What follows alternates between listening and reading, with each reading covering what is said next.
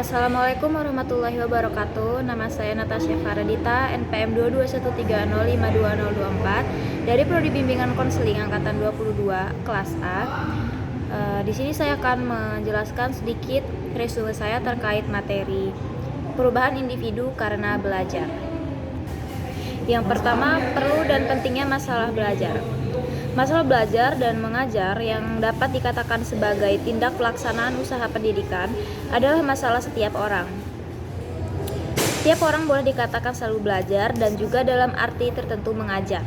Misalnya guru mengajar murid-muridnya, ibu rumah tangga mengajar pembantu rumah tangga, dan sebagainya. Kenyataan bahwa belajar dan mengajar adalah masalah setiap orang, maka perlu dan penting menjelaskan dan merumuskan masalah belajar itu terutama bagi kita kaum pendidik profesional supaya kita dapat menempuhnya dengan lebih efisien, seefektif mungkin. Yang kedua ada ahli-ahli psikologi memegang peran utama dalam mengupas masalah belajar. Jadi walaupun masalah belajar itu bukan monopolinya ahli psikologi, namun primer hal tersebut adalah masalahnya ahli-ahli psikologi. Hal tersebut terjadi karena dua hal. Yang pertama alasan historis, yang kedua alasan literer. Konsepsi mengenai belajar banyak sekali hal yang sentral dalam banyak teori-teori psikologi.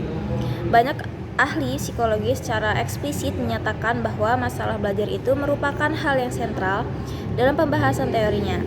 Dikemukakan beberapa contoh. 1. Dalam definisinya, mengenai tingkah laku sebagai hal yang terlebih-lebih bersifat keseluruhan atau molar dan bukan bagian-bagian atau molekular.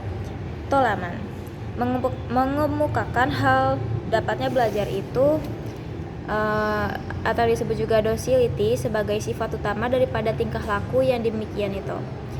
Yang kedua, Guthrie menganggap bahwa belajar itu adalah memang sifatnya jiwa manusia. Yang ketiga ada dari Hull menyatakan bahwa orang hampir tidak dapat membedakan antara teori of behavior dan theory of learning karena begitu pentingnya soal belajar. Dari uraian tersebut dapat disimpulkan bahwa sebagian besar teori-teori psikologis menjadikan masalah besar itu sebagai hal yang sentral, walaupun kadang-kadang tidak dinyatakan secara eksplisit. Yang selanjutnya B, apakah belajar itu? Jadi macam-macam aktivitas yang disebut belajar itu banyak ya, yang oleh hampir setiap orang dapat disetujui kalau disebut perbuatan belajar. Seperti misalnya mendapatkan perbendaharaan kata-kata baru, menghafal syair, menghafal nyanyian, dan sebagainya. Ada beberapa aktivitas yang tak begitu jelas apakah itu tergolong sebagai perbuatan belajar, seperti misalnya mendapatkan bermacam-macam sikap sosial, misalnya prasangka, lalu kegemaran, pilihan, dan lain-lain. Selanjutnya ada beberapa hal yang kurang berguna yang juga terbentuk pada individu, seperti misalnya tics, gejala-gejala autis, dan sebagainya. Apakah hal-hal yang dikemukakan paling akhir itu tergolong pada hal belajar? Sukar dikatakan. Yang kedua ada macam-macam definisi. Nah, di bawah ini dikemukakan beberapa definisi yang dapat dipakai sebagai data untuk mencari inti persoalannya.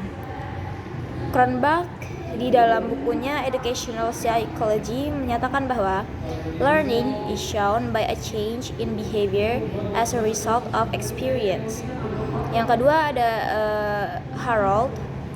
Ia menyatakan bahwa learning is to observe, to read, to imitate, to try something themselves, to listen, and to follow direction.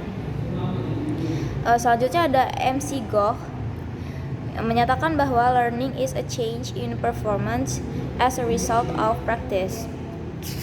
Selanjutnya teori dari Hilgard menyatakan learning is the process by which an activity originates or is changed through training procedures, whether in the laboratory or in the natural environment, as distinguished from change by factors not attributable to training.